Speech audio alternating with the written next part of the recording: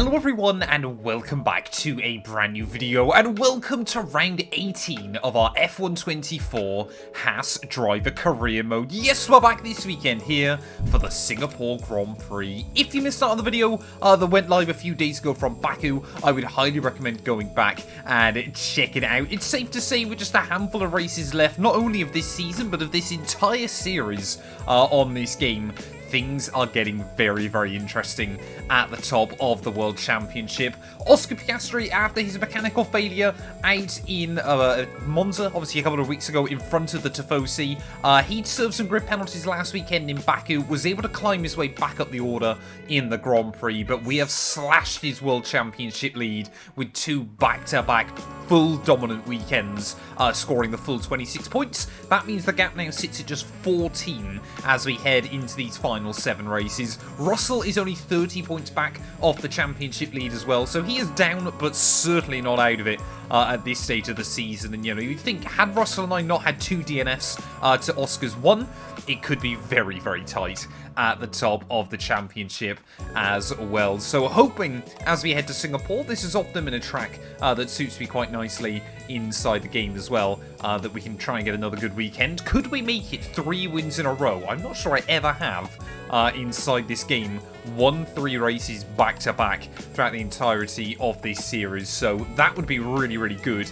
if we can do so. Of course, if you're new, please do make sure you leave a like, get yourself subscribed to the channel. We're trying to hit 140,000 subs before F125 releases now in just a few weeks' time, actually. And also, if you want to help support us just a little bit more, you can click the join button for just £1 a month. You get early access to all the videos and a few other little exclusive perks as well. That will carry over into F125, so when we start doing the new career modes on that game, you will still get early access. But yeah, without further ado then, let's head here to Marina Bay. It is one of our great cinematic settings of the season. Welcome to Singapore. We're under the floodlights with the walls close and pole position up for grabs. Well, here we are then, one chance to make it count here in Marina Bay. And I did actually have a quick look back through all my stats so far in this game. We've won 2 races in a row countless times, but I've never strung together 3 race victories, even at Ferrari, during the dominant spells, obviously with our rivalry against Charles Leclerc. We both won. I think Charles did actually win 3 races in a row a couple of times, but we were never quite able to hook it up. Pretty certain it's still Verstappen that holds the record in this game, obviously back in Season 1 when that Red Bull is all-conquering. See, Red Bull haven't won a race in years now inside this series, and Verstappen's even retired from the sport. So that could be a bit of a precursor as to what to expect in the future as well then. But yeah, Marina Bay though, absolutely love this place. We've won here on a few occasions before inside this game. So I'd love to try and chalk up another one today then, as we just try and throw the car through that middle sector. Obviously Oscar Piastri hoping for a clean and tidy weekend. Of course, had a couple where his championship lead has been sacrificed. But of course, luckily for him, he's had that buffer to play with so far this season. I saw a little bit of front locking in towards the final sector of the lap. I definitely prefer the new Singapore to race on. But obviously doing the ultimate career mode as well. Obviously we race around the older layout of this venue, and that is very, very good fun as well then, as it looks like Oscar Piastri in his Ferrari might steal pole. We were really brave through the final corner. That is so close. The gaps at the front must be next to nothing, but I think it was Russell that's claimed it. Well, I think that might be one of, if not the closest qualifying session I have ever had inside this game. 8 thousandths of a second away from pole position here, 17 thousandths of a second. Cover your top 3 in both the qualifying session and obviously the top 3 in your Drivers' World Championship there.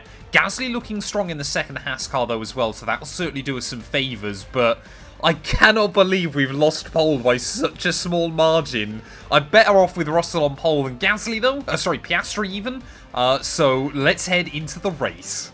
The spectacular backdrop of the Singapore skyline, something of an endurance race ahead with the notorious sauna-like temperatures for the drivers. It makes it a very physical contest out there.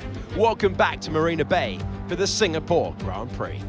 This is a wonderful racetrack to come to, but it's sometimes been a bit tricky to overtake. We have a new layout to try and change all of that. Reduced to 3 miles, it's turn 16 and turn 19, which has gone from corners to a straight.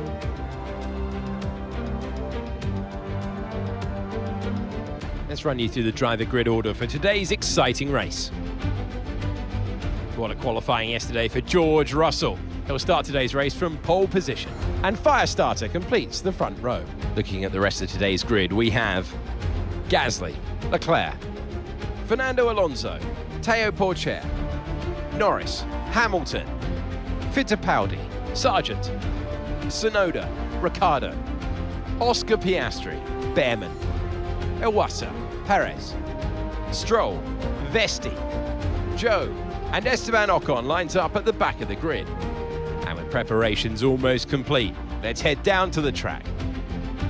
Well, I cannot believe then, again, Oscar Piastri has taken grid penalties in that Ferrari, so he will, I mean, it's much more difficult to overtake here in Singapore than it was out in Baku last weekend, but that means George Russell and I now, we both know whoever wins this race is going to be right with Oscar. I mean, even if we came second, if it finished like this, we would be 4 points ahead of him. George Russell would be 5 points behind the Ferrari, so it would still be incredibly tight at the top of the World Championship. 31 laps ahead of us, though no chance of rain tonight here in Marina Bay, but this is still a marathon of a Grand Prix. Let's see what we can do then off the start as we wait for those 5 red lights. Oh, a mighty long haul, but it is lights out and away we go for the Singapore Grand Prix, and Russell has not gone at all. Gasly has, though. Straight down the middle for our teammate Pierre Gasly there. I think it was Charles Leclerc as well, trying to have a look for a move down at turn 1. And immediately then, Haas up into 1-2 formation off the start. Russell has absolutely bottled this one.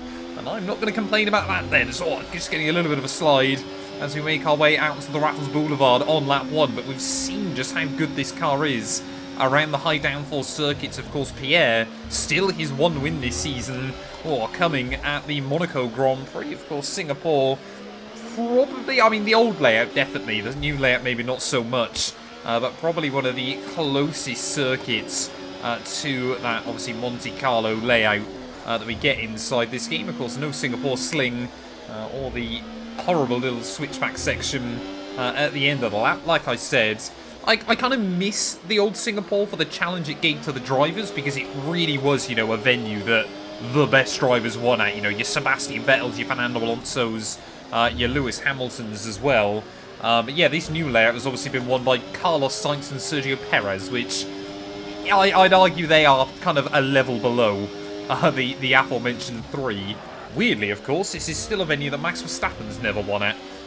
So maybe 2025, he's finally going to end his kind of... some of it's been bad luck, others of it has been just kind of a Red Bull lack of pace around this circuit. But here's a fun fact for you all that I'm sure I've shared before.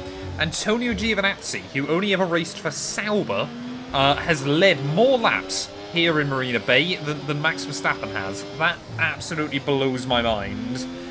Let's see, though, as Pierre Gasly is going to be the first one to lead a lap this weekend, whether we're going to be able to get a run back on our teammate. You think at this time of the World Championship, Haas would kind of be favouring us there, but Gasly going to try and go defensive in towards the next corner. And again, just can't make it happen. We've got 30 more laps, though, so we don't need to rush. Well, looking on the mini-map then as well, looks like Oscar Piastri hasn't kind of made any progress off the start of this GP, as Russell now losing a place to Fernando Alonso. That's a very odd spot to have lost a position, but I think, Russell's still, Russell is fine. I think he might just have some technical issues, though, on that car, so that would explain why he's dropped back behind Fernando. So both of our big rivals then seemingly with problems here, as that gap to Russell already opening up now to 3 seconds. So that'll be just the normal kind of technical issues that the game sometimes likes to throw at certain cars. But all of our rivals, right when we need it, starting to struggle. Can we now try and make a move on Pierre Gasly? It feels like this race follows a similar format almost every season of kind of we don't take the lead at the start and then get to about kind of lap 5, lap 6, and we can finally start making some moves. As what on earth is that from Pierre Gasly there. He's going to really try and squeeze us. We get a little bit bottomed out over the curbing on the exits. We're still wheel-to-wheel with our teammate. I'm sure Ayu Komatsu has got his head in his hands. He can barely afford to watch this at the moment, but we will hang on. And that could have gone a whole lot worse than it did. Well, the team now have got on the radio telling me we need to try and find a way around Pierre. So sometimes what that means is obviously the team have then told, especially if it's your teammate, just to let you by. So I don't know whether Gasly now is potentially going to try and fight this just a little bit less there, as all over his gearbox through the exit of the first few corners. But are we going to be able to get a run again then? It kind of takes us a couple of laps to refocus and regroup.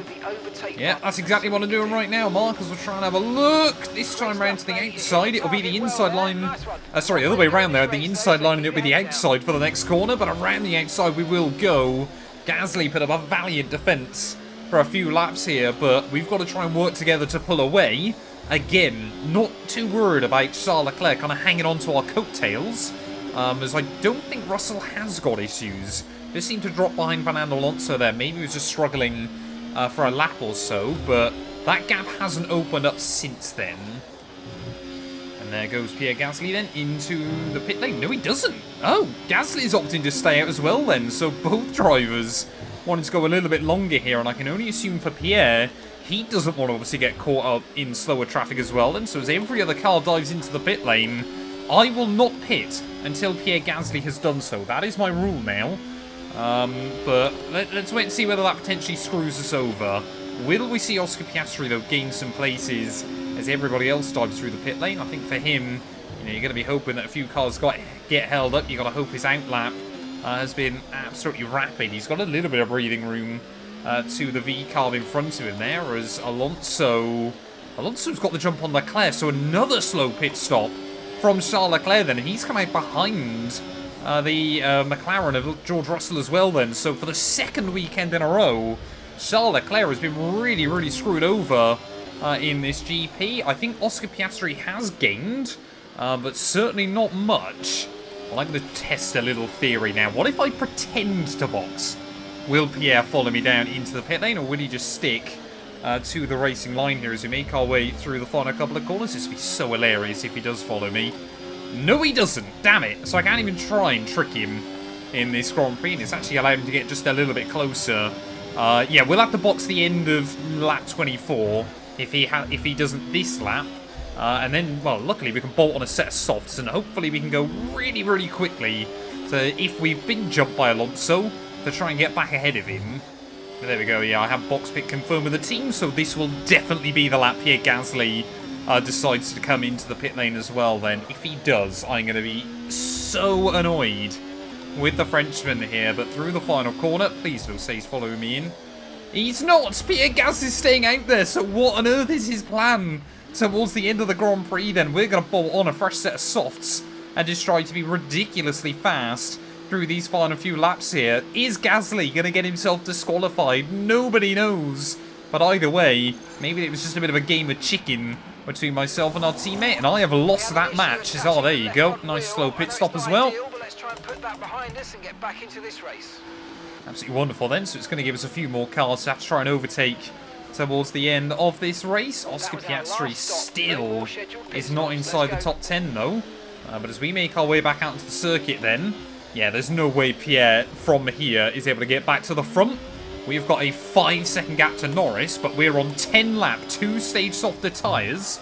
We are basically going to do 7 qualifying laps to the finish. Finally, Pierre Gasly's pit in this race. How stupid is that? I just wanted to go 1 lap longer than him, but clearly there's something in the coding that forces your teammates to try and go longer here. I mean, we could have tried to get to the very last lap of the Grand Prix and potentially gone disqualified if I felt that way inclined. But what a stupid glitch then around this circuit. So far in this outlap, though, we're going about 2 seconds faster than Lando Norris. As long as we stay out ahead of Pierre, that's the important bit. There we go. So, well, no idea what the gap is to Alonso up front. But yeah, we got plenty of battery to try and push. I've accidentally made this race far more interesting than it ever should have been. But as a team, we have lost a load of points because of it. I love the fact in all of this as well, Gasly has still gone to a set of the hard compound tyres to do 5 laps at the end of this GP. I mean, how stupid. How many times have I said that? Just how stupid this is. There is a 26.6. New fast lap of the day. Lando Norris can try and defend, but yeah, that was pretty futile, wasn't it? Round the outside we'll go. Hopefully we're getting the range of TR120 as well. I don't think we'll quite have the DRS on him, annoyingly. But, I mean, we can basically just go for moves anywhere.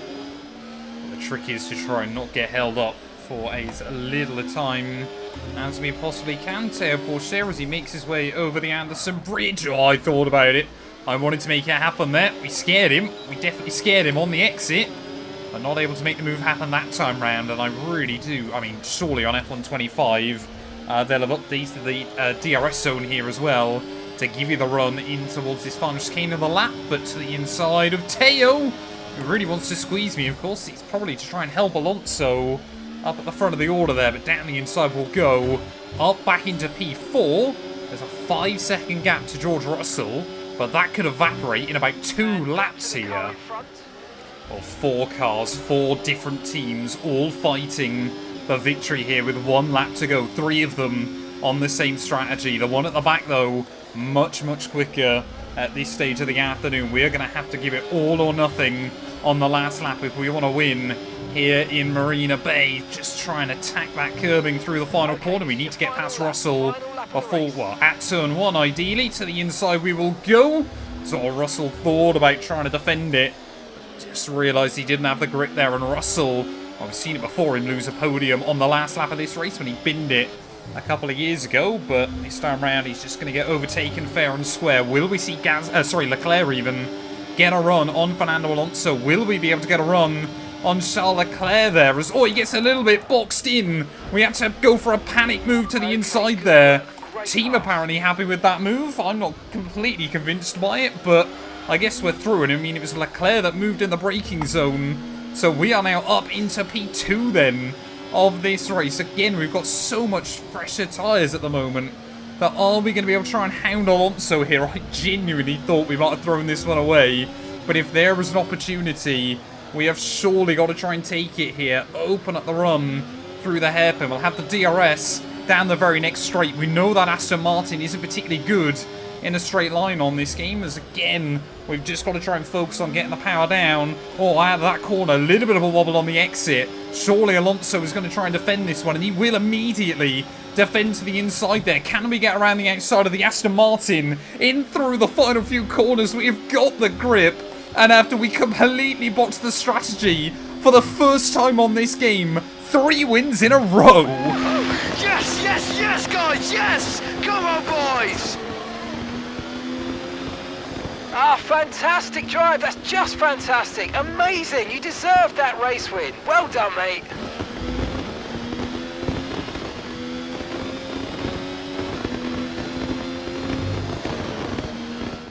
What a great race it's been then. Another classic Singapore Grand Prix. And they've held on to take the checkered flag here today. Wow, that's 3 wins in a row. They really are on a roll now and really building great momentum. They're clearly one to look out for.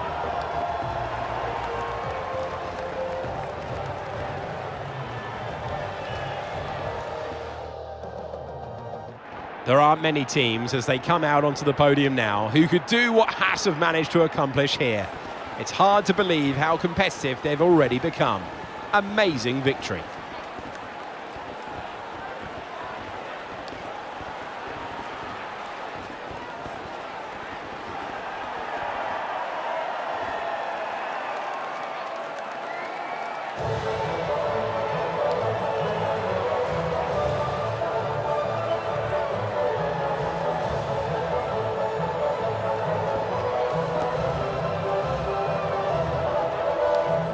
Well, I genuinely don't believe we could have made that any more difficult for ourselves, but what a race in the end here from Marina Bay. We take victory 0.4 of a second ahead of Fernando Alonso. Leclerc comes through for P3 ahead of Russell and Teo Pourchaire, and we were the only non-Mercedes powered car up in your top 5 when all is said and done. Gasly, yeah, I don't know what was going on with the strategy there. We'll finish in 6th ahead of Lando Norris and Lewis Hamilton, with Ferrari in P9 and P10 there. Sargent, again, narrowly misses out on points just ahead of Tsunoda, Perez and Ollie Behrman. And it was both V-carbs that retired from the Grand Prix, so I didn't even realise that early on in the GP. But I believe for the first time this season, we are now leading at the top of the World Championship with a healthy 11-point buffer as well, ahead of Oscar Piastri there. Russell still in 3rd ahead of Gasly and Leclerc there. Norris in P6 there, but under pressure from Fernando Alonso as well. And you can still see your 9 drivers that are up over the 100-point threshold at this stage of the campaign. Constructors-wise, a 45-point buffer, so we have got a bit of a healthy margin as well in the Constructors, but we cannot falter. We cannot slip up in the final few rounds of the campaign. Thank you all so much for watching. If you have enjoyed, please do make sure you leave a like, get yourself subscribed, and we'll be back very soon when Formula 1 returns ready for the US Grand Prix.